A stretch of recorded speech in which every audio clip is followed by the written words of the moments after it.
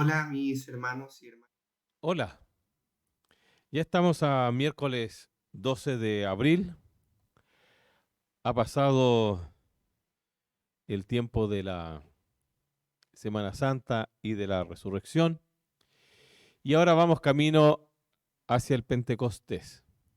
Otro de los momentos importantes para la Iglesia de Jesucristo, para nuestra tradición cristiana, y juntos vamos a estar caminando en estos 40 días previos que sellan también un poquito la búsqueda que cada uno de nosotros como cristianos debe tener de, de sancionar positivamente nuestra experiencia cristiana en todo este recorrido bíblico que nos acompaña todo el año. En algún momento el calendario eclesiástico en la tradición más antigua fue muy importante porque eso iba marcando pedagógicamente los momentos propios que la iglesia y por tanto quienes componemos la iglesia deberíamos mantener presente en nuestra propia experiencia como hijos de Dios. Y de alguna manera en el último tiempo, curiosamente, en el último tiempo, no solamente nosotros como la iglesia de Nazareno Hualpén, sino en el contexto evangélico, como que se han ido recuperando todas estas tradiciones y ha sido algo muy valioso, muy importante porque ha permitido unir al pueblo de Dios, incluso al interior de nuestra propia denominación como Iglesia del Nazareno, nos ha permitido unirnos en un espíritu muy entusiasta por la celebración de estos hitos en el calendario eclesiástico y nos ha mantenido unidos en oración, en interés, en objetivos comunes que pretendemos lograr.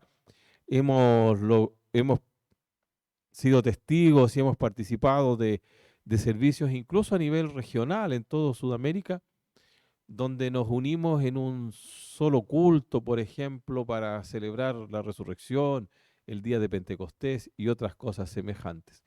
Así es que nosotros también nos encaminamos entonces eh, hacia el, hacia el Pentecostés y vamos a tener una serie de énfasis en este sentido.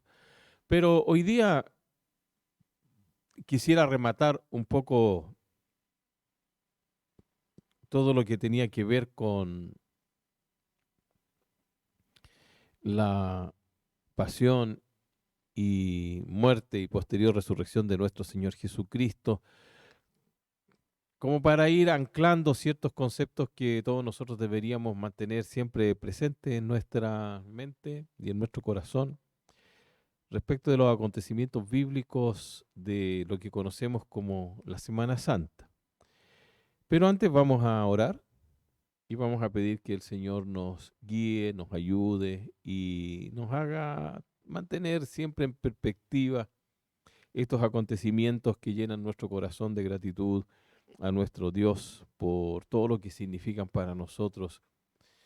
No solamente recordarlos, sino que apreciarlos, vivirlos e incorporarlos en nuestra experiencia como hijos de Dios cada día, reconociendo que Jesús es nuestro Salvador. Vamos a orar.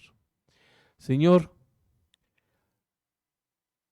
te ruego que tu presencia nos una a través de las redes sociales en este momento, que podamos enriquecernos con tu amor, tus cuidados, que podamos realmente aprender cosas nuevas de nuestra fe evangélica, pero sobre todas las cosas podamos crecer en la gracia de Jesús. Que esto que aprendemos de la palabra de Dios pueda tomar contacto con nuestro contexto, con nuestra realidad inmediata y pueda servirnos para afianzar nuestras convicciones y mantener vigente nuestra experiencia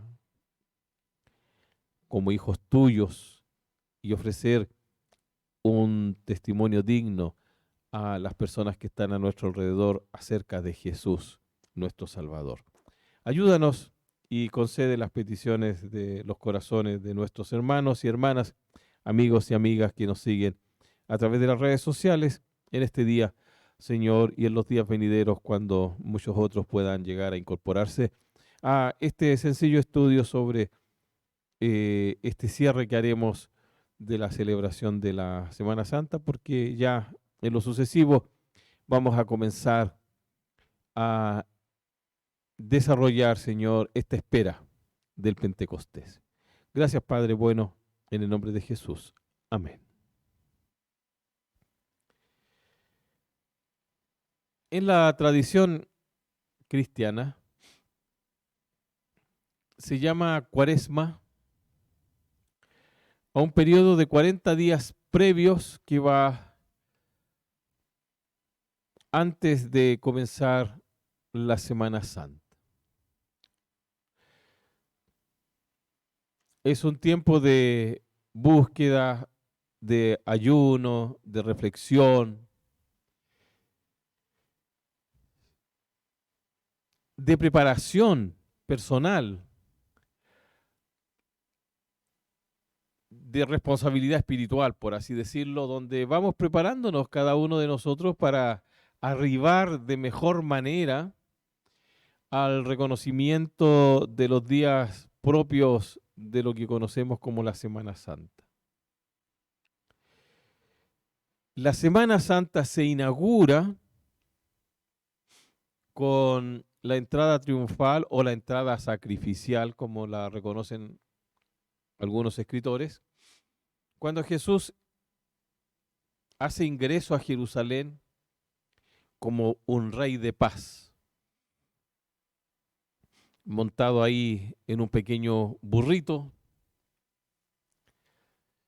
La gente sale a celebrarlo con palmas, poniendo sus mantos sobre el camino de Jesús y declarando que Él es el rey de Israel, el rey sobre Jerusalén, el rey sobre todos nosotros, un rey de paz, ese príncipe de la paz de Isaías que va a unir a todos los pueblos, naciones y lenguas y que va a traer un nuevo orden a este mundo. Ahí comienza la Semana Santa que culminará con este día sábado donde Jesús está sepultado, donde pareciera que la muerte y el pecado han alcanzado su victoria máxima, donde Satanás aparentemente ha logrado vencer a Jesús y hay una roca que sella la tumba de Jesús. Entonces la Cuaresma nos prepara para ese momento con ayuno, abstinencia de ciertos alimentos, en la búsqueda a través de la oración, de la reflexión bíblica, de retiros personales o comunitarios, buscando el significado verdadero de este encuentro con Jesucristo ahí en la cruz del Calvario. Llega la Semana Santa, sigue este sentimiento de penitencia.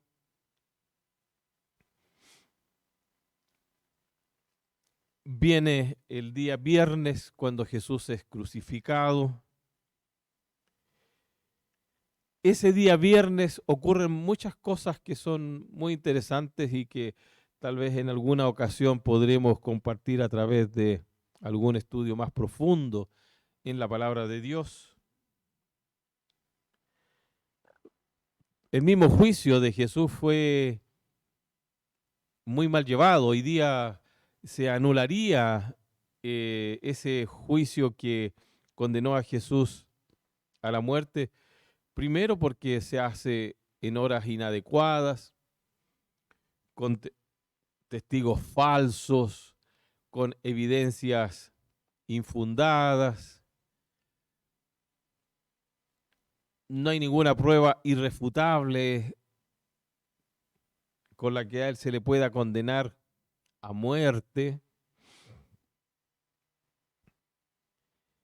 Y luego en un 2x3, en un arreglo político, se le condena a morir en la cruz del Calvario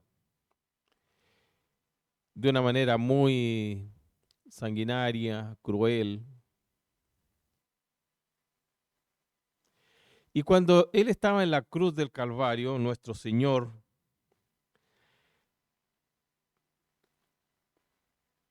uno de los acompañantes que morían junto con él, crucificado también, al ver la injusticia que se está cometiendo con Jesucristo, usando el lenguaje evangélico más propio de nuestro tiempo, se convierte a Jesús. Y Jesús le hace la promesa: hoy estarás conmigo en el paraíso.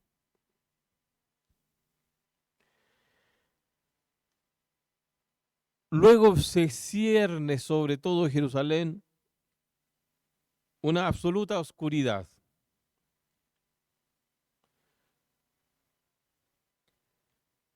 Algo que solo se produce cuando hay eclipses. Podríamos decir que por alguna razón se produce un eclipse en ese momento. Milagrosamente viene oscuridad sobre Jerusalén. Más o menos a mediodía. Imagínense el temor que tiene que haber sobrevenido sobre toda la población de Jerusalén. La reflexión con un sentido de culpa tiene que haber golpeado a todos los habitantes de Jerusalén. Algo estamos haciendo mal.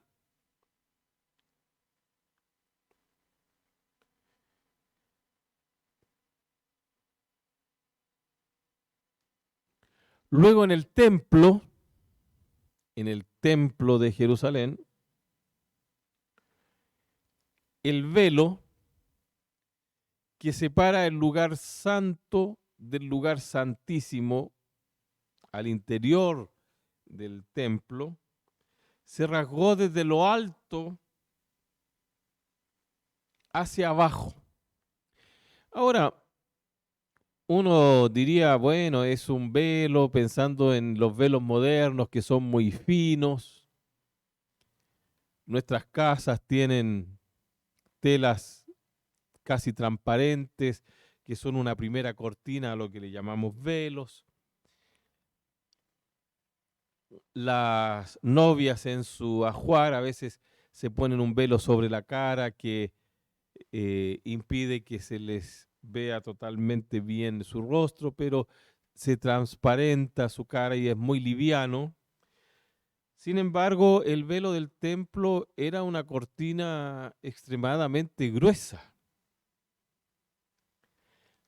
que no se podía romper por acción propia de la forma en que relata el texto bíblico.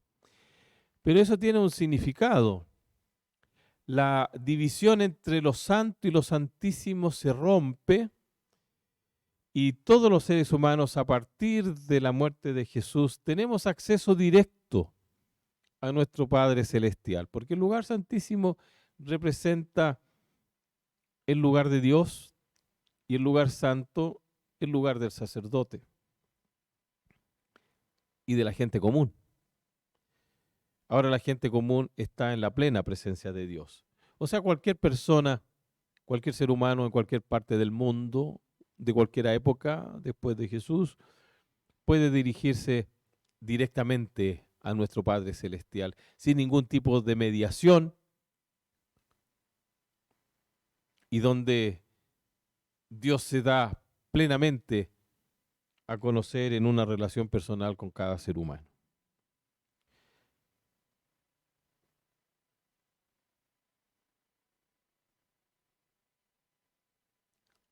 Al ver todas estas cosas ahí a los pies de la cruz, la oscuridad, la forma en que Jesús está muriendo,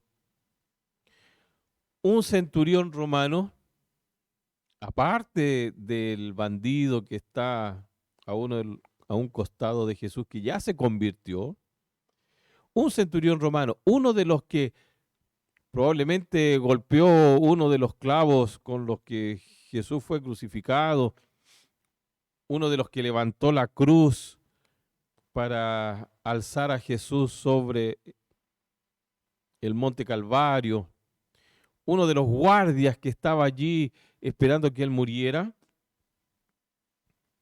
nuevamente en palabras evangélicas, se convierte a Jesús. Cuando él dice verdaderamente este es el Hijo de Dios, es una declaración de fe. Él está reconociendo a Jesús como Dios. Y en términos de los evangelios, él está aceptándolo a él como su Salvador personal. Aún muriendo, el testimonio de Jesús era tan extraordinario que una de las personas encargadas de custodiarlo pudo reconocerlo como Salvador personal. No solamente el que estaba muriendo, sino uno de los que recibió la encomienda de crucificarlo. Verdaderamente este hombre era el Hijo de Dios, declara.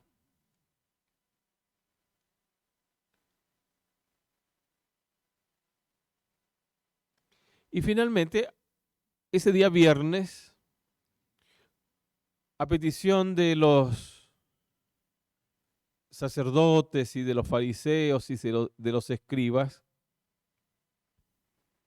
porque iba a comenzar el día sábado, el día de reposo judío,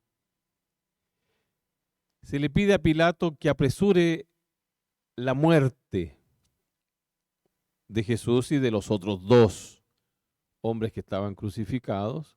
Y cuando se acercan a Jesús para quiebrar sus piernas y apresurar su muerte, se dan cuenta que él ya había fallecido. Y uno de los soldados perfora su costado, pero sus piernas no son quebradas porque en el Antiguo Testamento se dice que ninguno de sus huesos fue quebrantado. Y luego entonces se dispone su sepultura en un lugar que José de Arimatea facilitó. Las mujeres que estaban siempre cerca allí de esa escena tan cruel son las que junto a José de Arimatea preparan el cuerpo rápidamente y lo sepultan porque está por oscurecer. Y cuando cae la noche, ya comienza el día sábado según la costumbre judía. Y ahí concluye ese día viernes tan terrible.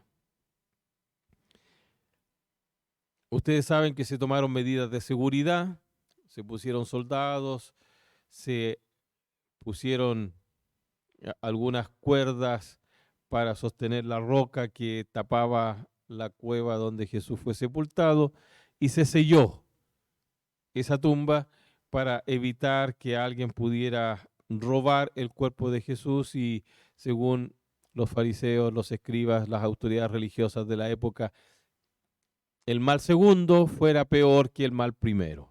Es decir, no solamente querían eliminar a Jesús dándole muerte, sino que querían evitar que lo que él había dicho, que al tercer día iba a resucitar, se hiciera una realidad, porque eso podía ser peor que solo haberlo asesinado.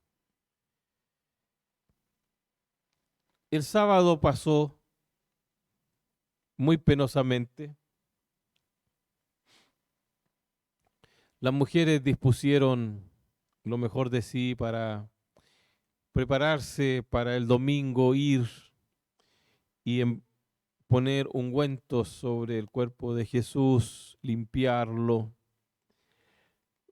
y envolverlo en un sudario limpio para que pudiera su cuerpo descansar en paz permanentemente. Eso fue guardando el sábado, ya a la tarde comenzaba el domingo, e hicieron todos los preparativos para que durante las primeras horas de lo que para nosotros es domingo, pudieran ir a la tumba y poder hacer eso a favor del cuerpo de Jesús. Así es que el día sábado representa tristeza, representa dolor, representa temor, derrota, angustia.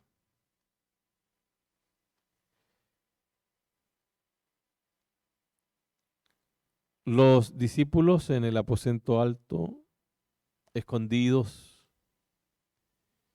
no solamente por causa de la celebración del sábado, que no podían caminar mucho, ni podían salir a comprar, ni podían preparar alimentos, sino que llenos de miedo, con un sentimiento de derrota profundo.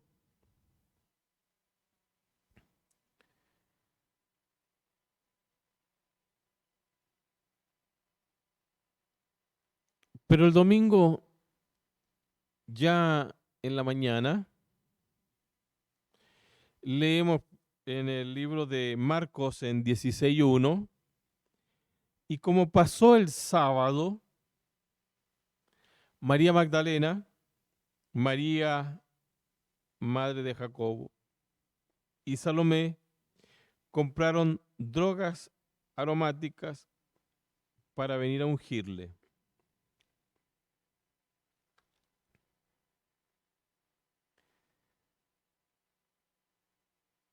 Y muy de mañana, y muy de mañana, 6, 7 de la mañana, tal vez 5 de la mañana, solamente dice muy de mañana. No especifica un horario como el que nosotros habríamos puesto hoy día. Y muy de mañana, ese primer día de la semana,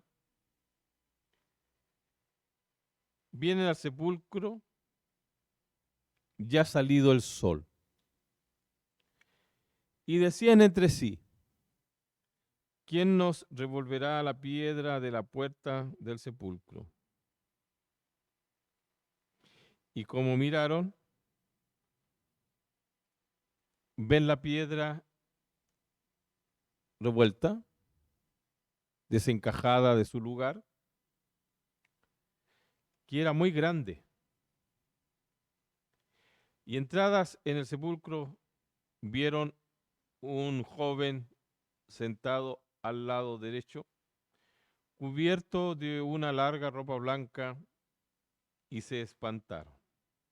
Mas él les dijo, no se asusten, buscan a Jesús Nazaret, el que fue crucificado, ha resucitado. No está aquí. He aquí el lugar donde le pusieron. Mas vayan y digan a los discípulos y a Pedro que él va antes de vosotros a Galilea, y allí le veréis como os dijo. Jesús ha resucitado. Un pasaje paralelo dijo, no busquen entre los muertos al que vive. Un relato muy sencillo. Mujeres que iban con los elementos necesarios para limpiar el cuerpo de Jesús, preocupadas de quién iba a mover la piedra del sepulcro, la encuentran ya descorrida, entran al sepulcro y una persona les dice que Jesús ha resucitado.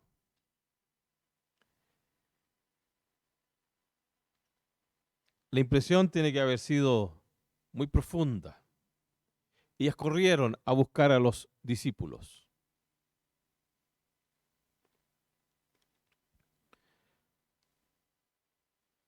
Algunos no creyeron. Dice el relato bíblico que solo Pedro, como siempre Pedro, y Juan salieron corriendo hacia el lugar donde Jesús estaba sepultado para cerciorarse de lo que las mujeres habían dicho.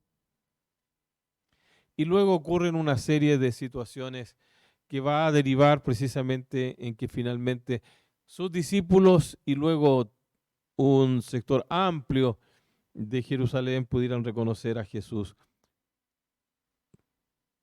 como una persona que había resucitado. Y durante un periodo bastante extenso, 40 días que luego vamos a nosotros transitar con Jesús, vamos a ir tocando ciertos momentos en que Jesús dialoga con sus discípulos. Ellos van reconociendo a Jesucristo y van recibiendo una nueva revelación de cuál ha de ser la voluntad de Él para ellos, y finalmente eso concluye con la ascensión de Jesús de vuelta a su Padre, y posteriormente, 10 días después, ocurre lo que nosotros llamamos el Pentecostés y la iniciación de todo el proceso de la iglesia hasta hoy día. Pero ese día de la resurrección ocurrieron ciertas situaciones que son muy llamativas y que nosotros deberíamos reconocer.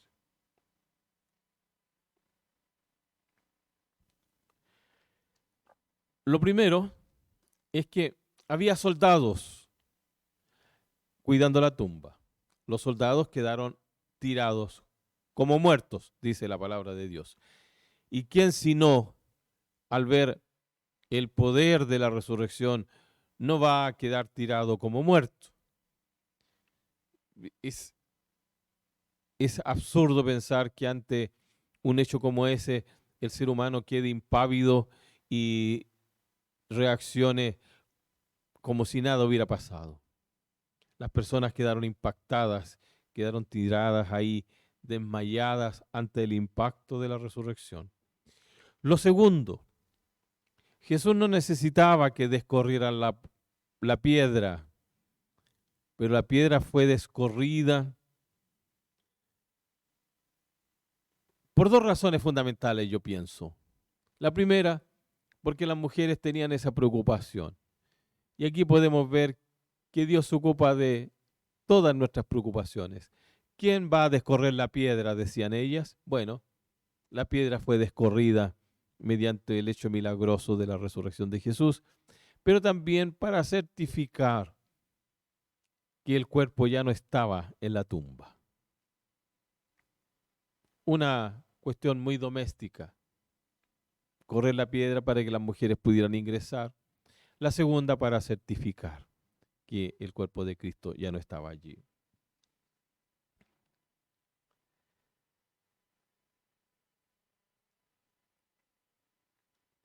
También, y un hecho muy llamativo,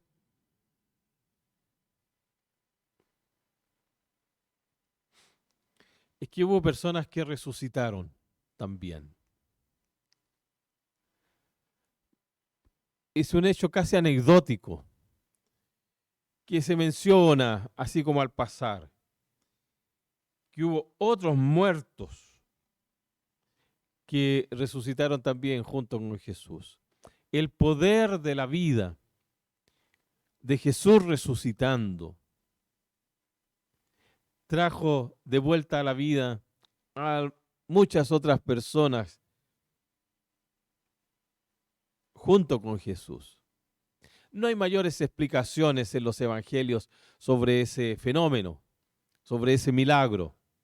Solo se menciona. Lo otro que llama la atención es la confabulación, una vez más, de este poder religioso y político, de la gente poderosa, para confabularse y mentir. En vez de reconocer el señorío de Jesús y doblegar sus propios intereses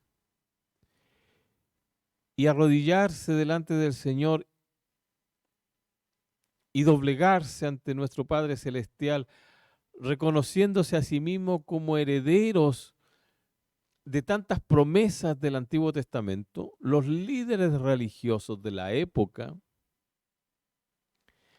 se confabularon para inventar una historia, para decir que todo era falso, que habían sido los discípulos y amigos de Jesús Los que habían asaltado la tumba, habían descorrido la piedra y habían sacado el cuerpo de Jesús y lo habían escondido y lo habían hecho desaparecer. Y el Evangelio dice, y esa historia hasta hoy día se cuenta como una versión alternativa a la resurrección. Como la mezquindad, la traición y el amor al poder y a los privilegios que otorga la posición oficial de cualquier tipo de responsabilidades, tanto religiosas como políticas, en relación con el manejo de un Estado, de un gobierno, hacen que la prudencia, el buen tino y la responsabilidad personal queden a un lado y las ambiciones superen la verdad y se confabulen para mentir.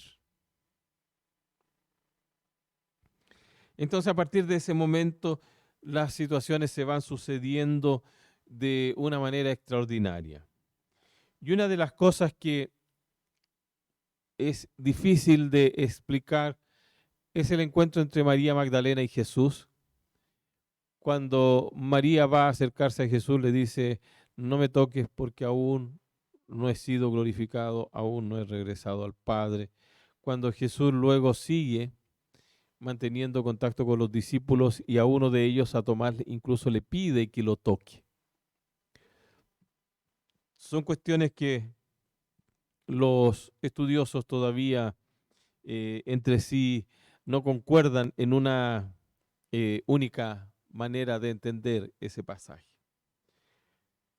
Entonces, estas apariciones, como dice la Biblia, o como generalmente nosotros usamos esas expresiones, van a continuar de una manera sistemática hasta que al fin, 10 días antes del Pentecostés, Jesús se despide de sus discípulos y asciende a los cielos.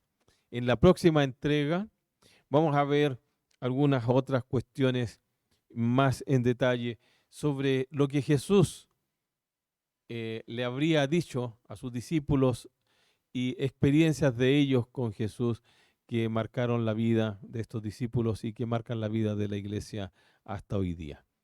Así que yo los invito para que nosotros podamos seguir adentrándonos en el estudio de los evangelios hasta llegar juntos a experimentar una vez más en nuestra tradición lo que es el día de Pentecostés. Entonces, la Cuaresma terminaba con la entrada de Jesús a Jerusalén, se inauguraba la Semana Santa que termina el día sábado y con la resurrección comienza otra etapa en la vida de la iglesia. La fiesta de la Pascua, la fiesta de la resurrección, el dolor transformado en victoria. Dios les bendiga y les espero este domingo en nuestro culto habitual de adoración donde juntos servimos al Señor en comunión. Dios les bendiga.